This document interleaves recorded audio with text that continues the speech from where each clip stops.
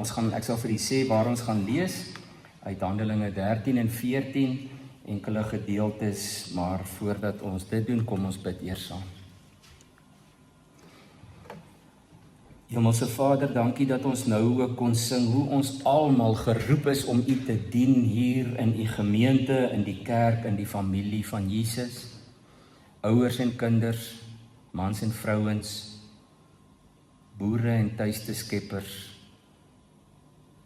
onderwysers, musikante, auditeure, verpleegsters, almal van ons, Here. Ons almal wil u dien, daar waar u ons geroep het, om u lig te laat skyn in 'n donker wêreld. En ons weet hoe donker hierdie wêreld party daar is. Dankie dat u ons deel gemaak het van hierdie familie in die koninkryk van lig, en dat u vir elkeen van ons persoonlik ook 'n roeping, 'n opdrag, 'n taak gegee het en 'n plek om dit uit te leef. Maak ons oë oop, Here, maak ons harte oop om te hoor wat u vandag vir ons wil sê. Help ons om te leer by daardie eerste generasie Christene, hulle toewyding, hulle onverskrokkenheid om die evangelie te verkondig, al moes hulle vlug daarvoor. En help ons ook om so tussendeur ons dagtaak te besef, ons het 'n roeping ook wat die koninkryk aanbetref. Maak ons ore en ons geestesore oop asseblief. O Heilige Gees, dankie dat u ons herinner aan die woorde van ons Here Jesus. Amen. Hierdie 2 hoofstukke is 'n heerlike verhaal van die eerste sendingreise van Saulus en Barnabas. Verlede week het ons gehoor dat die verhaal van Handelinge, ek noem dit nou 'n verhaal, dit is nie dat ek dink dit is 'n storie nie, maar dit is mos 'n mooi verhaal, 'n ware verhaal. Hierdie verhaal het verlede week aan die einde van hoofstuk 12 'n draaipunt gekry, want dit was die apostels wat gewerk het, meestal onder die Jode, Petrus en het ons van gehoor, en Johannes en Jakobus, Stefanus, maar nou roep die Here vir 2 ander mense, Barnabas en Saulus, en hy stuur hulle direk uit na die heidene nasies toe. Petrus moes eers 'n visioen sien voordat sy oë oopgegaan het oor die heidene, maar Paulus sê hy is geroep om spesifiek na die heidene nasies toe te werk en uit te reik. So die eerste gedeelte wat ons gaan saam lees is van vers 1 af, net om ons aan die gang te kry, Handelinge 13 vers 1, en ek lees uit die 2020 vertaling.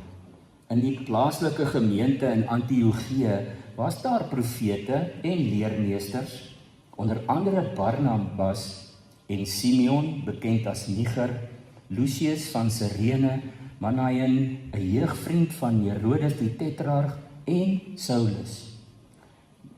Lukas skryf vir ons, hulle was leermeesters en profete, hulle het gawes gehad. Toe hulle besig was om die Here te dien en te vas, het die Heilige Gees vir hulle gesê, vir die gemeente gesê, sonder Barnabas en Saulus vir my af, vir die werk waartoe ek hulle geroep het. Toe die gemeente klaar gevas en gebid het hulle die hande opgelê en weggestuur. So is Barnabas en Saulus deur die Heilige Gees gestuur, en hulle het afgereis na Cilicia en daarvandaan weggevaar na Siprus. Toe hulle in Salamis aankom, het hulle die woord van God in die Joodse sinagoges gaan verkondig, met Johannes as hulle helper. Hulle het deur die hele eiland gereis tot in Pafos, waar hulle 'n sekere Joodse towenaar aangetref het, 'n vals profeet met die naam Bar-Jesus. Hy was die metgesel van die prokonsul Sergius Paulus, wat 'n verstandige man was. Die prokonsul, dis nou 'n Romeinse titel vir 'n goewerneur of 'n ding. Hy het Barnabas en Saulus laat roep, omdat hy graag die woord van God wou hoor. Maar die towenaar Elimas, want so word die naam Bar-Jesus vertaal, het hulle teengestaan, omdat hy die prokonsul van die geloof wou weghou. Maar Saulus, oftewel Paulus, het vir Elimas stip aangekyk, en vervul met die Heilige Gees gesê, o kind van die duiwel, vyand van alle geregtigheid, en vol allerlei listighede en elke soort bedrog, sal jy nie ophou om die reguit paaie van die Here te verdraai nie. Maar kyk nou hoe gaan die hand van die Here jou tref, en jy sal 'n ruk lank blind wees en die son nie sien nie. Onmiddellik het 'n mistigheid en duisternis hom oorval, en hy het rondgestrompel en mense gesoek om hom aan die hand te lei. Toe die prokonsul sien wat gebeur het, het hy verstom oor die leer van die Here gelowig geword. Daardie gouverneur, daardie heidense gouverneur kom net daar en dan tot bekering. Ag, en dan moet jy asseblief self 'n bietjie verder gaan lees van Paulus en Barnabas se reis deur Antiochië en Pisidië, en dan kom daar 'n wonderlike gedeelte van vers 16 af. Handelinge het so 'n paar sulke plekke waar die apostels of die gestuurdes die hele geskiedenis van Israel in 'n halwe hoofstuk opsom. So as jy nou wil net seker maak presies hoe die geskiedenis in Israel verloop, soek dit net in Handelinge, soos hier in hoofstuk 13 van vers 16 af. Paulus het opgestaan met uit 'n handgebaar gemaak en gesê: Israeliete en Godvreesende leiers, luister. En toe het hy nou die hele geskiedenis van Israel verduidelik, die hoogtepunte, en veral by Dawid 'n bietjie uitgebrei oor hoe Dawid ook geprofeteer het dat in sy psalms dat daar iemand gaan kom, Jesus die verlosser, kan jy gelees in vers 23 byvoorbeeld. En dan verduidelik Paulus verder hoe die Jode en hulle leiers nie Jesus aanvaar het as die Messias nie, en in vers 28 dat hulle by Pilatus daarop aangedring het dat hy tereggestel word, maar in vers 30 dat God vir Jesus uit die dood opgewek het. En dan sê hy in vers 32, en ons verkondig aan julle die goeie boodskap dat God die belofte wat aan die voorvaders gemaak is, vir ons, hulle kinders vervul het, deurdat hy Jesus laat opstaan het. En dan verwys hy na Psalm 2. Maar ons gaan nou weer net lees van vers 38 af. Vers 38 van hoofstuk 13. En dan gaan ons aan in hoofstuk 14 vir nog 'n paar verse. Vers 38 in vers hoofstuk 13 skryf Lukas: Julle moet dus weet, broers, dat die Here hierdie man, hy praat nou van Jesus, dat die Here hierdie man Jesus, deur hom is die vergewing van sondes aan julle verkondig, en dat elkeen wat glo, deur hom geregverdig word, van alles waarvan hulle deur die wet van Moses nie geregverdig kon word nie. Sorg dat wat in die profete gesê is nie met julle gebeur nie. Kyk, julle spotters, en staan verstom en gaan ten gronde, want in julle tyd doen ek iets, 'n daad wat julle beslis nie sal glo as iemand dit vir julle vertel nie. Toe Paulus en Barnabas buite kom, het die mense gesmeek dat hierdie dinge op die volgende Sabbat ook aan hulle vertel word. Toe die sinagoge verdaag het baie van die Jode en die godsdienstige proseliete vir Paulus en Barnabas gevolg, wat met hulle gepraat het en hulle oortuig het om in die genade van God te bly leef. En aan die volgende Sabbat het byna die hele stad byeengekom om die woord van die Here te hoor. Maar toe die Jode, die leiers, hierdie skare mense sien, is hulle vervul met naaiwer, jaloesie, en het hulle dit wat Paulus gesê het teengestaan en belaster. Maar Paulus en Barnabas het prompt uit vir hulle gesê: die woord van God moes eers aan julle verkondig word, maar aangesien julle dit verwerp en julle self nie die ewige lewe werd ag nie, kyk, nou wend ons tot die heidene nasies, want so het die Here dit aan ons opgedra. Ek het jou aangewys as 'n lig vir die nasies, sodat jy verlossing kan bring tot aan die uiteindes van die aarde. Toe die heidene dit hoor, was hulle bly en vol lof oor die woord van die Here. En diegene wat vir die ewige lewe bestem was, het gelowig geword. Met ander woorde, daar was heidene wat ook bestem was vir die ewige lewe, nie net Jode nie. Die woord van die Here het deur die hele landstreek versprei, maar die Jode het egter die godsdienstige vroue uit die vooraanstaande kringe, ook leiers van die stad aangehits, en hulle het 'n vervolging teen Paulus en Barnabas ontketen en hulle uit hulle gebied verdryf. Die twee het toe die stof van hulle voete afgeskit as getuienis teen die stad en na Ikonium vertrek. Die disippels is vervul met blydskap en met die Heilige Gees. Agter in baie van die Bybels is kaarte, gaan kyk 'n bietjie waar is hierdie stede waarheen hulle gegaan het. En dan lees ons in hoofstuk 4, daar in Ikonium het dit op dieselfde manier gebeur, weer na die Joodse sinagoges gegaan, en 'n groot aantal Jode en Grieke het gelowig geword. Maar die ongelowige Jode het nou weer die heidene opgesweep en hulle gemoedere vergiftig teen die broers. Maar dan kan maar daar gaan lees in die eerste paar verse van hoofstuk 4, hulle het nog steeds met groot vrymoedigheid die goeie nuus verkondig.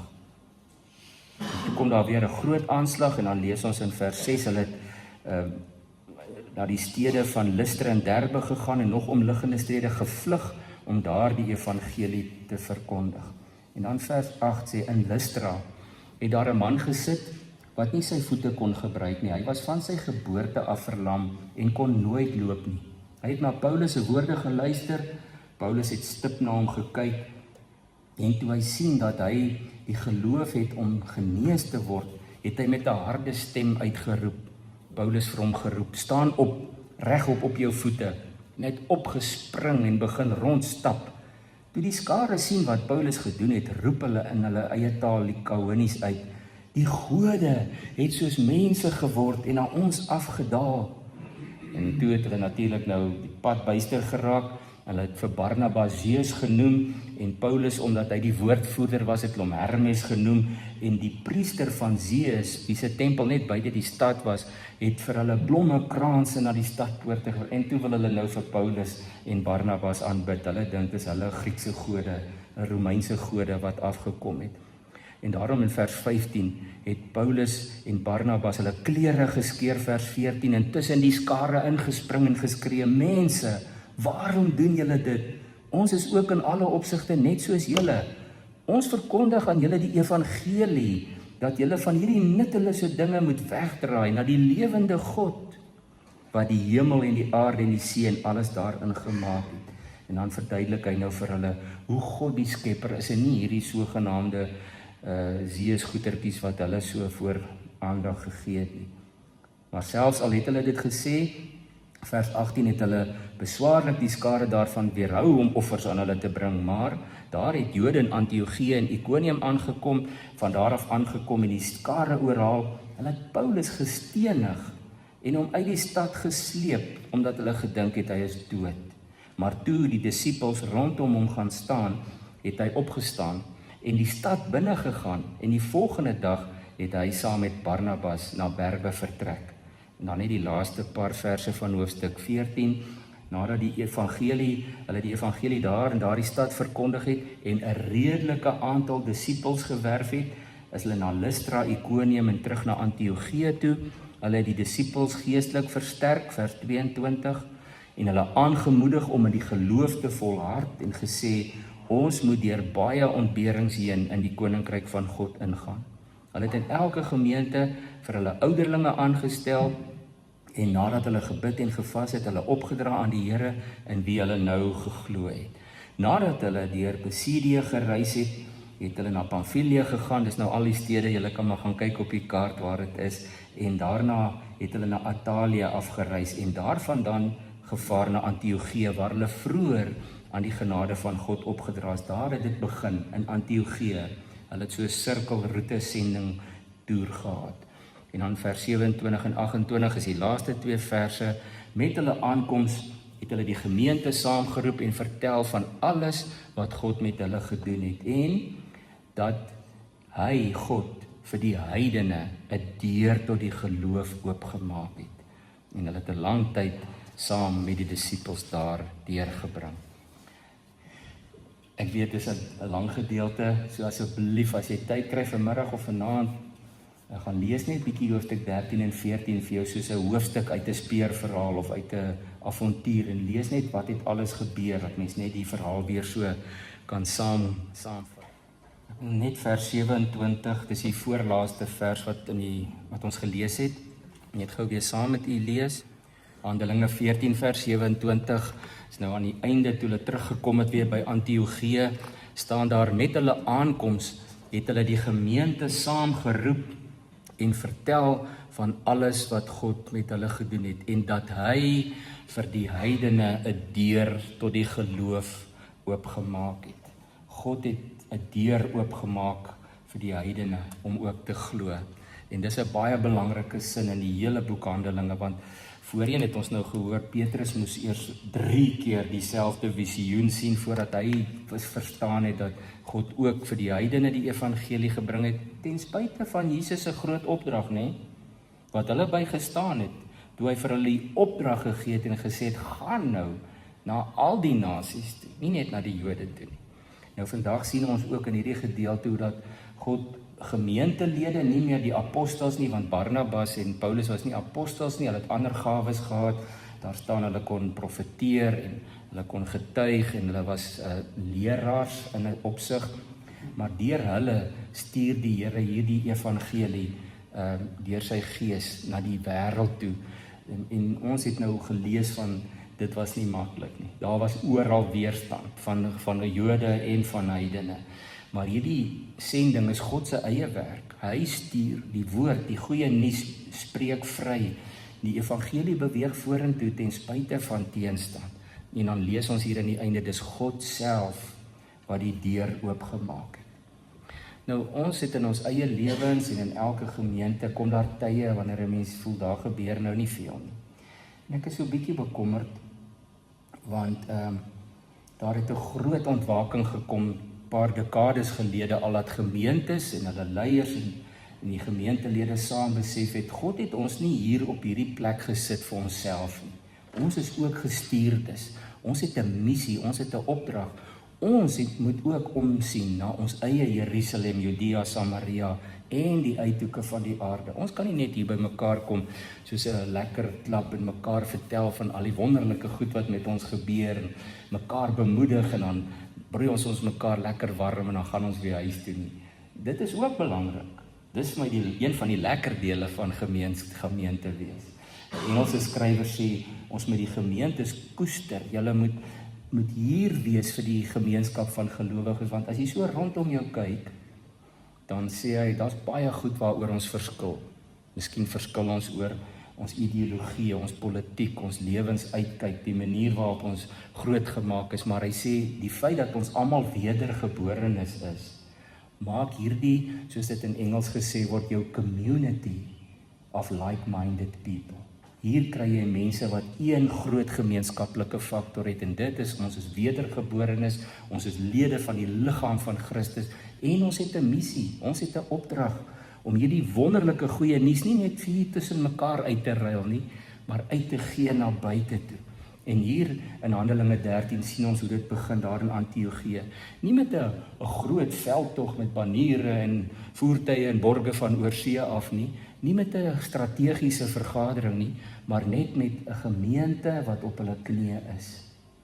Terwyl die gemeente besig was om te bid en hulle het ook nog gevas, het die Heilige Gees vir hulle gesê, stuur vir Barnabas en Saulus sonder hulle af vir die werk waarvoor ek hulle geroep het.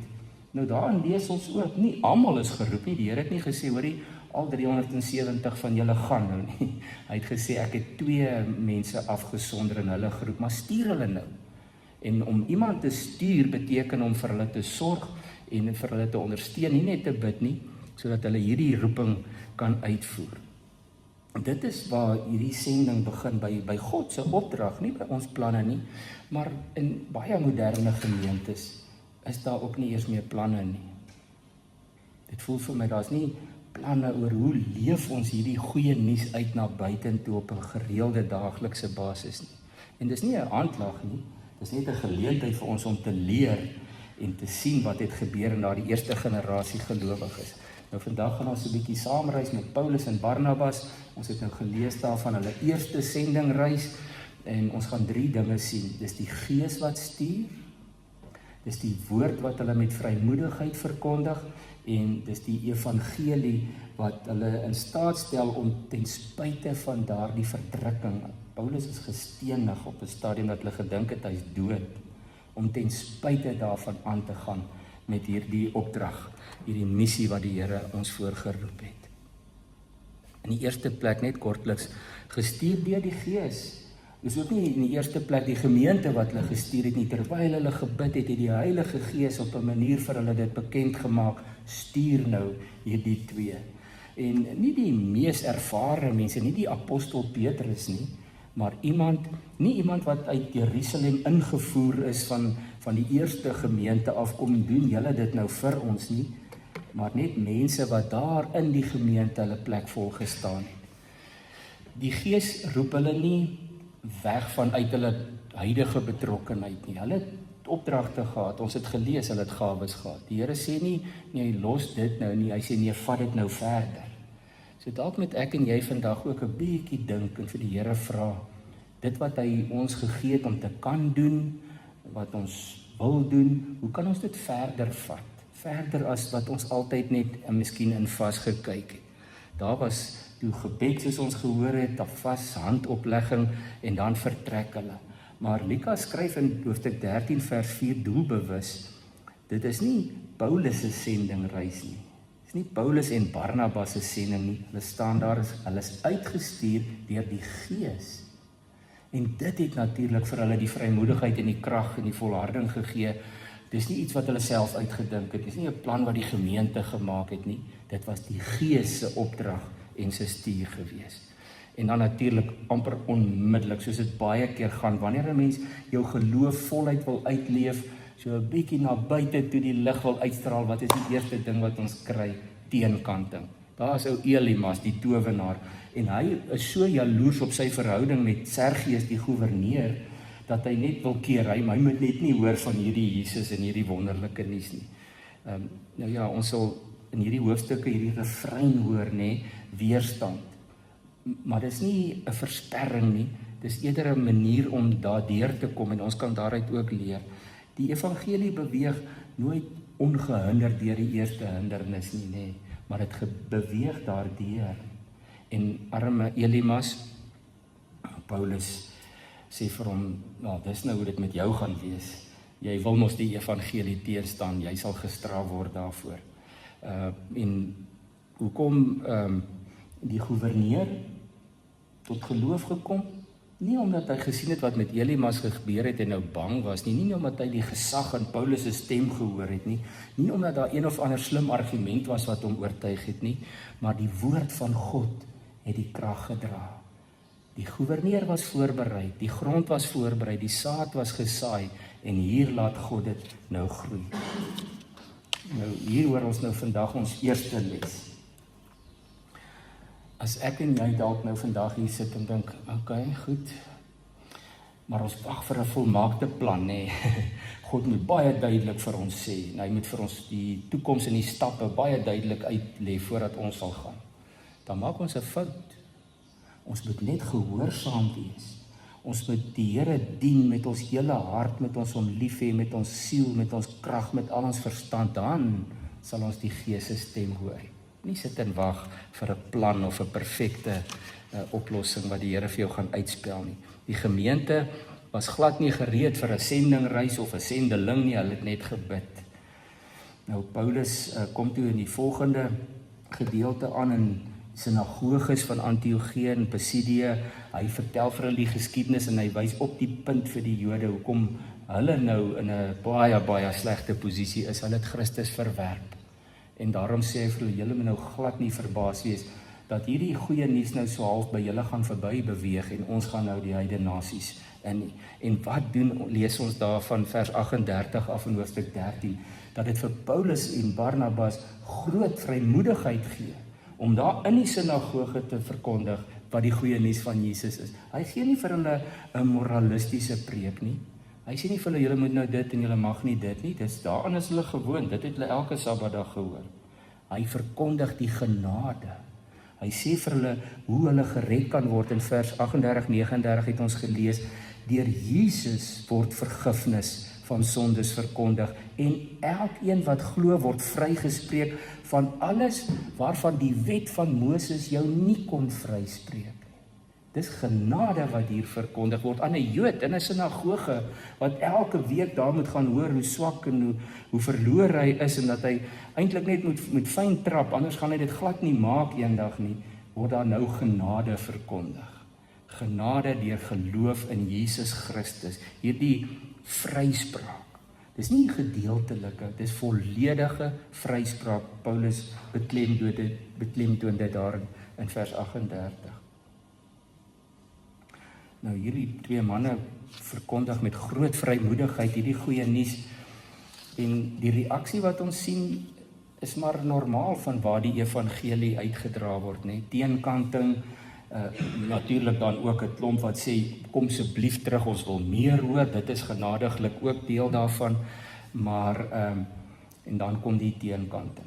Dan kom die straf, die lyfstraf, die seer dinge. En Paulus en Barnabas sê, maar ons kan nie anders nie, ons moet hierdie verkondig. En dan in vers 48 hoor ons dat die Here ook definitief vir die heidene die evangelie beplan het, want daar staan almal wat vir die ewige lewe bestem was, het gelowig geword. Nie soos wat die Israeliete gedink het, dis eksklusief net vir hulle nie. Hulle het nie eers hulle gesteer aan hulle halfbroers die Samaritane nie. Hulle het net gesê, dis net vir ons. En dan hierdie vers wat elke keer vir my 'n bietjie verstom, en dit is dat nie ondanks teenkanting en vervolging nie, maar te midde daarvan staan daar in Hoofstuk 13 vers 52. Gaan onderstreep hom dalk ook sommer in jou Bybel. Handelinge 13 vers 52 sê, vervul met blydskap en die Heilige Gees. Hierdie mense het nou net deur 'n groot stuk lyding gegaan. Hierdie is nie blydskap wat van omstandighede afhang nie. Dis blydskap wat die Gees self in 'n mens werk. En dit bring ons by iets baie belangrik. Vrymoedigheid is nie 'n persoonlikheidstipe nie. Ons dink party mense het baie vrymoedigheid. Hulle kan maklik praat oor die Here en oor hulle verhouding. Nee, dis nie 'n karaktereienskap nie. Dis vrug van die Gees. Dis die Gees wat hulle gestuur het. Dis die Gees wat hulle bemagtig het.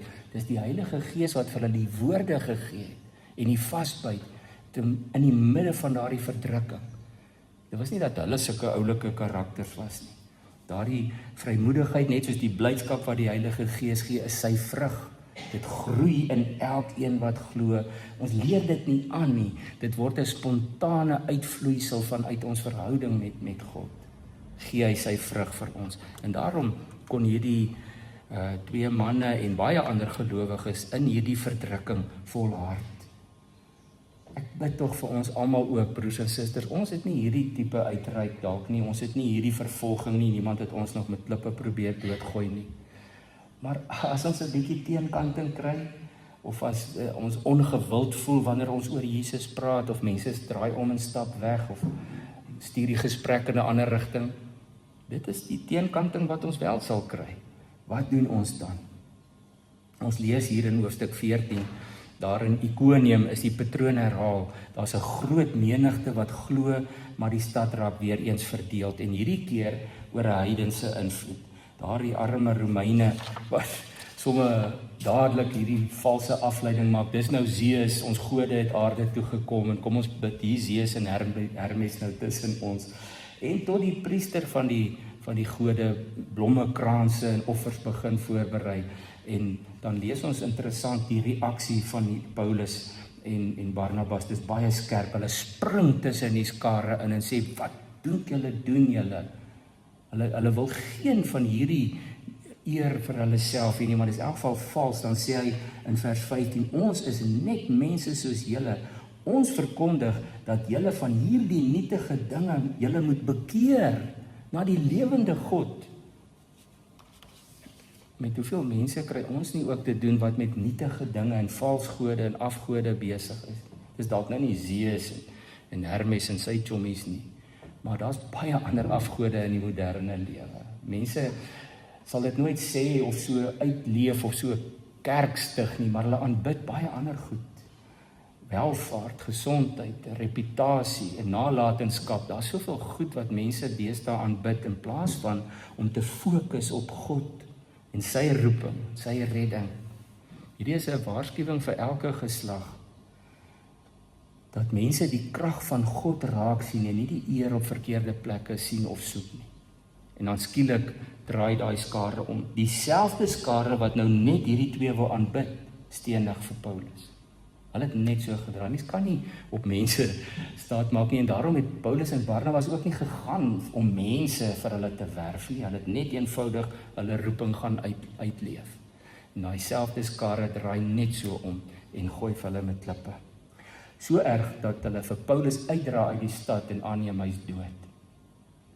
En dan wat lees ons dan? Hierdie, ons nie so vinnig hierby verbygaan. Hierdie is nie 'n metafoor van lyding nie. Hierdie was fisiese lyding.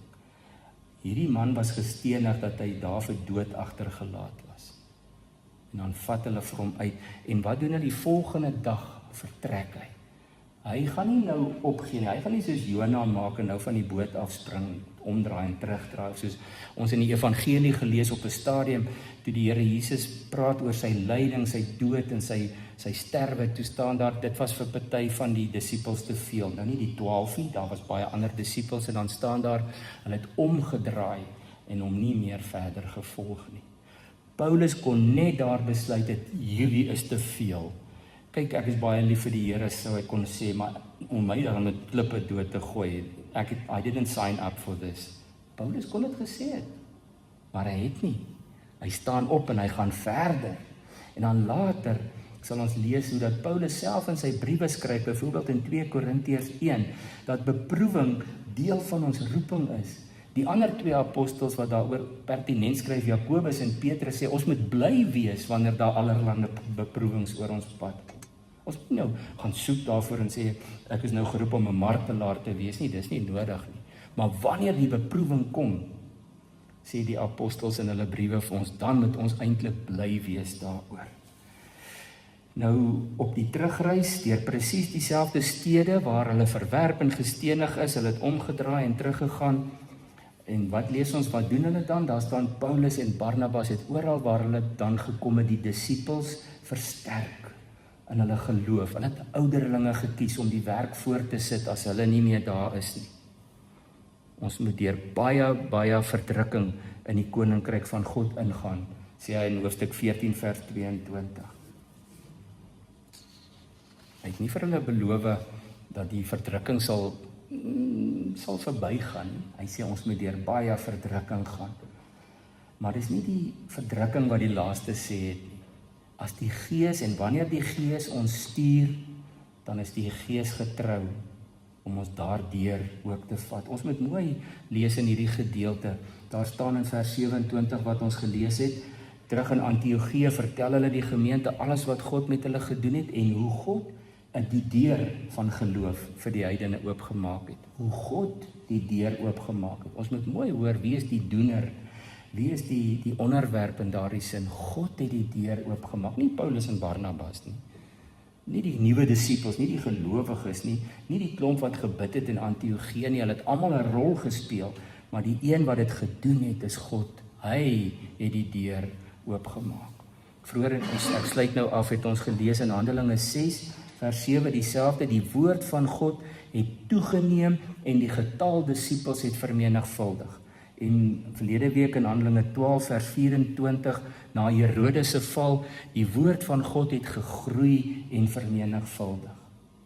Geen krag, geen teenstand, geen mens kan die evangelie stuit waar God ons instuur met hierdie goeie nuus van genade en verlossing. Dit is wat ons verkondig. Dit is waarna die wêreld smag.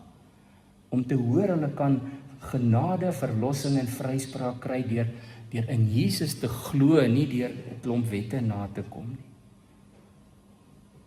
Ons sien vandag presies hoe hierdie woord fisies, letterlik begin uitbeweeg. Antiochië, Cyprus, Pisidië, Iconium, Lystra, Derbe, en in elke stad gaan daar 'n deur oop. Maar daar is ook teenkante.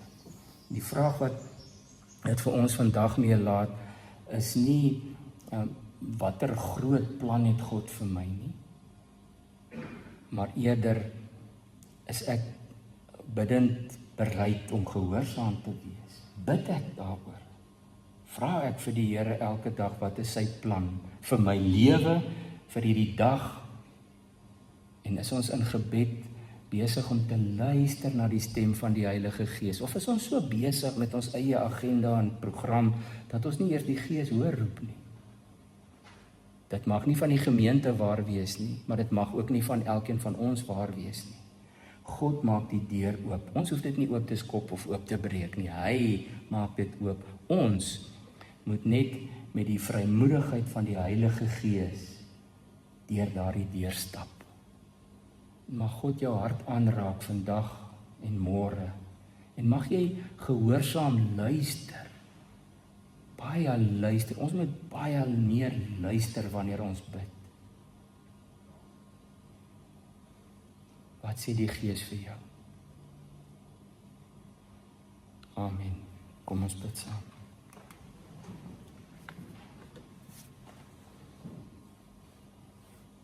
Here, help ons veral wanneer ons bid, dat ons sal luister, dat ons sal soek na u stem, na daardie stille fluistering.